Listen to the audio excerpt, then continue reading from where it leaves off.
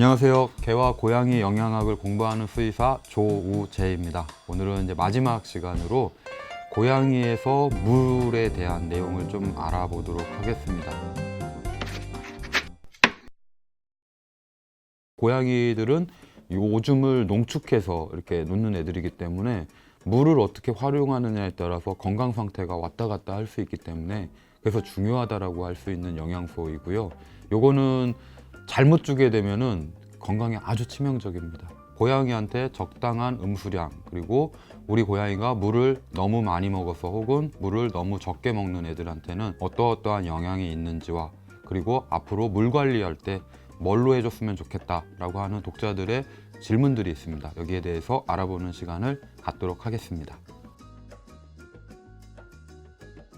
고양이 음수량 공식은 의외로 간단해요. 교과서마다 조금씩 다르게 나와 있기는 한데 평균 kg당 50ml 정도 잡으면 적당한 그 음수량이 어느 정도인지 알 수 있습니다. 예를 들어 우리 고양이가 4kg다 그러면 4kg 곱하기 50ml 이러면은 4, 5, 20해서 200ml 우유팩 한 팩 정도가 하루에 먹어줘야 되는 음수량이 되는 거죠. 간단하죠? 일단은 피부 탄력이 떨어질 것이고요. 배뇨상의 문제가 있을 수가 있습니다. 아무래도 정상보다는 화장실 가는 횟수가 적을 것이고 화장실 가서 배뇨를 하지 못하거나 아니면 아예 막혀서 못하는 경우도 있을 수가 있어요. 압박 배뇨를 시켜야 되는 경우도 있을 수가 있겠죠. 지속적으로 부족하게 물 공급을 해줬다라고 하면 대부분 비뇨기계, 즉 방광질환이라든가 결석질환으로 장기간에 걸쳐서 나타나게 됩니다. 예, 물도 많이 먹으면 문제가 됩니다. 노묘가 되면 될수록 음수량이 적어지는 것보다 많아져서 문제가 되는 경우가 있습니다. 그래서 우리 고양이가 하루에 먹었던 물의 양보다 2배 이상을 먹는다라고 할 적에는 부신피질의 기능의 문제라든가 신장의 문제라든가 아니면 당뇨질환의 문제가 있었을 때 물을 많이 먹고 배뇨를 많이 하는 경우가 있습니다. 이런 것들은 고양이들이 집사들한테 알려주는 거거든요. 나 아파요 라고 알려주는 건데 고양이들이 잘 숨깁니다. 자기가 가지고 있는 질환들을, 이런 것들을 음수량을 체크함으로써 알아낼 수도 있습니다. 그래서 평상시보다 먹는 물의 양이 2배 이상 된다라고 했었을 때는 다니시는 병원에 가셔서 검진을 받아보시는 게 제일 현명한 방법이라고 생각됩니다. 물그릇의 위치에 따라서 물을 더 많이 먹을 수도 있고 물을 적게 먹을 수도 있는데요. 가장 극단적인 사례가 물그릇의 위치가 화장실 옆에 있는 경우예요. 원룸 가정에서 이런 경우가 되게 많이 있는데 한쪽에 리터기를 놓고 한쪽에 밥그릇 놓고 한쪽에 음수를 할 수 있는 물그릇을 놓게 되면 안 먹게 되는 거죠. 보통 우리가 화장실에서 밥을 먹으라고 하면 우리도 잘 안 먹잖아요. 마찬가지입니다. 문헌상에 나와 있는 건 최소한 50cm 이상 떨어지게끔 하라라고 하는데 가급적이면 화장실에서 멀면 멀수록 좋습니다. 그리고 물그릇을 한 개만 놓으시는 분도 있지만 요즘엔 여러 개를 놓는데 물그릇의 위치도 바닥의 위치도 좋지만 중간중간에 고양이가 좋아하는 장소라든가 캣타워라든가 고정이 가능하다면 그런 공간적인 높이, 수직 공간에다가 놓게 돼도 음수량을 늘릴 수 있다는 장점이 있습니다. 일단 물그릇 재질에 대한 연구는 많이 돼 있는데요. 여기 보시면 플라스틱 밥그릇이 있습니다. 예전에는 상당히 대중적이었고 싸고 이래서 처음에 많이 합니다. 이쪽에 사료 넣고 이쪽에 물 넣고 이런 방법을 많이 썼는데 선호도 면에서는 떨어졌고요. 그 다음이 스테인레스입니다. 스테인레스도 씻기가 간편하고 재질이 오래 가기 때문에 좋은데 이것도 그 플라스틱 그 다음으로 선호도를 차지를 했고요. 그 다음에 이 유리그릇입니다. 유리그릇 같은 경우는 물을 어느 정도 먹는지 이쪽에서 확인이 가능해요. 만약에 눈금이 있다라면 음수가 이 정도까지 차 있었는데 하루 지나니까 얼마만큼 줄었다, 이런 거를 체크하기가 편해서 유리그릇도 많이 얘기를 했고요. 그 다음에 선호도가 가장 높은 것은 이런 이제 도자기 재질의 그릇입니다. 도자기 재질은 고가죠.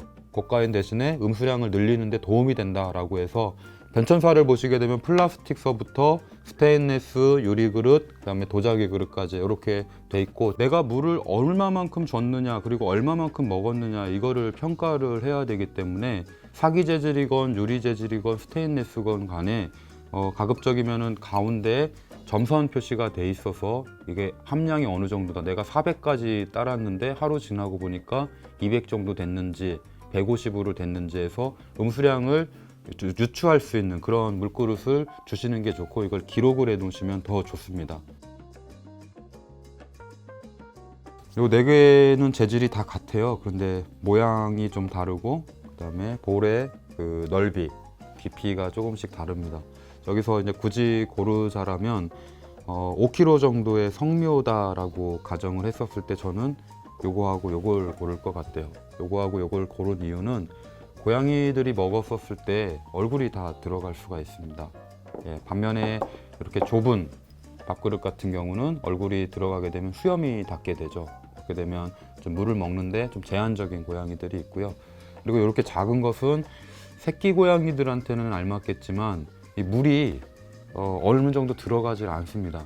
가급적이면 여러분들이 먹는 국그릇 형태의 물그릇을 여러 개 비치시켜 주시는 것이 도움이 많이 됩니다. 그리고 분수대처럼 나오는 이런 물그릇들도 있습니다. 흐르는 물에 반응하는 그런 고양이들이 있기 때문에 이런 물그릇으로 음수량을 늘려주는 방법도 있습니다. 고양이들이 잘못된 건 아니고 각각의 개성이 있는 거기 때문에 어떤 수들을 쓰더라도 적정량의 음수량이 되게끔 해주는 것이 상당히 중요합니다. 저희 고양이는 생수보다 수돗물을 더 좋아하는데요. 아무래도 소독 처리가 되어서 건강에 안 좋을 것 같은데 계속 줘도 괜찮을까요? 생수를 주든 수돗물을 주든 아니면 정수된 물을 주든 먹어서 되는 음수 기준을 통과를 한다라면 문제는 되진 않습니다. 수돗물을 주셔도 되고요. 좀 여유 되시는 분들은 정수기에 있는 물을 줘도 됩니다. 사람이 먹을 수 있는 물은 고양이도 먹을 수 있습니다. 고양이한테는 따뜻한 물이랑 시원한 물 중에 어떤 물을 주는 게 더 좋을까요? 물하고 음식물의 온도가 먹는 기호성, 섭취량에 어느 정도 영향을 준가 하는 그런 연구가 있습니다. 고양이들이 제일 좋아하는 그 음식물이라든가 물의 온도는 37도에서 8도 정도 되는 본인의 체온에 가까운 그 온도를 제일 좋아하고요. 40도 이상을 초과하게 되면 점점 섭취량이 감소하고, 물의 온도도 너무 낮으면 낮을수록 섭취량이 감소한다는 연구 결과가 있습니다. 그래서 물을 극단적으로 너무 많이 먹지 않는다라고 했었을 때는 살짝 데워서 주는 게 좋을 수도 있는데, 데워주게 되면 세균 같은 것들도 잘 자랄 수 있기 때문에 깨끗이 청소해주고 물을 자주 비워줄 수 있다라고 하면, 너무 안 먹으면 약간 데워서 주는 방법도 생각해 볼 수가 있고요. 차가운 물도 고양이들이 먹습니다. 얼음도 이렇게 핥아서 먹기는 하죠. 고양이도 시원함을 느껴서 차가운 물을 벌컥벌컥 마시는 게 아니라 조금씩 먹는 거기 때문에 크게 문제가 안 되는 거고요.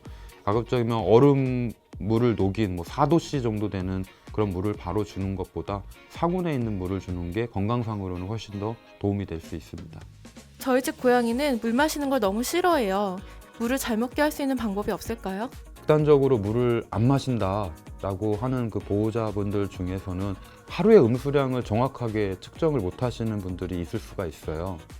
정상적으로 고양이가 먹는데도 불구하고 우리 애는 물을 안 먹었다라고 주장을 하십니다. 화장실 물을 먹는다든가 개수대에 있는 물을 먹는다든가 아니면 습식사료라든가 추루라든가 건사료에 혹은 반습식사료에 섞여 있는 그 물을 평상시에도 먹습니다. 그래서 문제가 안 되는 경우인데 물을 적게 먹는다라고 판단을 하시는 분들이 있다라는 거죠. 물에 대한 선호도나 그릇에 대한 선호도가 혹시 그 환경이 좋지 않았다라고 했었을 때는 영향을 끼칠 수가 있습니다. 보통 화장실 문제인데요. 화장실 상태가 좋지 않거나 거기에 있는 고양이 마리수에 비해서 화장실 숫자가 적게 되면 물을 먹게 되면 화장실을 가야 되는 거죠. 그런데 거기서 싸우게 된다거나 이렇게 되면 물을 기피하려고 하겠죠. 이런 문제라든가 캣타워라든가 환경이 풍부하지 못했었을 때 음수 섭취가 좀 줄어들 수가 있죠. 그리고 물그릇에 그래서 개수가 늘려주면 좋고, 바닥, 중간, 위에 이렇게 곳곳에 놔줄수록 음수량이 늘어난다는 거죠. 측정을 했었을 때 정상적인 음수량보다 좀 많이 뒤처지는 것 같다라고 했었을 때는 음수량을 올려주는 방법으로 우유를 몇 방울 떨어뜨려 주는 방법이 있을 수 있어요. 우유 향에 반응을 하는 애들이 있으니까 우유를 주라는 건 아니고 우유 향을 나겠도록 몇 방울 정도 떨어뜨리거나 고기 향이 나도록 육즙을 좀 섞어서 주는 방법이 있습니다. 그 건사료를 주시는 보호자라면 건사료를 물에 불려서 주게 되면 수분을 강제로 섭취하게 할 수가 있고요. 습식사료를 먹여주는 방법이나 추루 같은 것들을 간식 대용으로 줘서 음수량을 채울 수 있는 그런 방법도 있습니다. 물 이야기를 끝으로 총 7편의 영양학에 대해 알아보는 시간을 가졌습니다. 사실 영양학이라고 하는 것은 계속 발전하는 학문이고 파면 팔수록 알면 알수록 끝이 없는 학문이기 때문에 짧은 시간에 많은 양을 전해주는 건 좀 어려운 면이 있었었고요. 여러분들과 나눈 영양학에 대한 지식들은 가장 일반적이고 공통적으로 자주 묻는 질문에 대해서 답변을 해드린 거고요. 다음번에는 댓글을 가지고 질문 답변하는 그런 AS 시간을 다시 또 갖도록 하겠습니다. 다음에 또 뵐 수 있었으면 좋겠습니다. 다음에 또 만나요.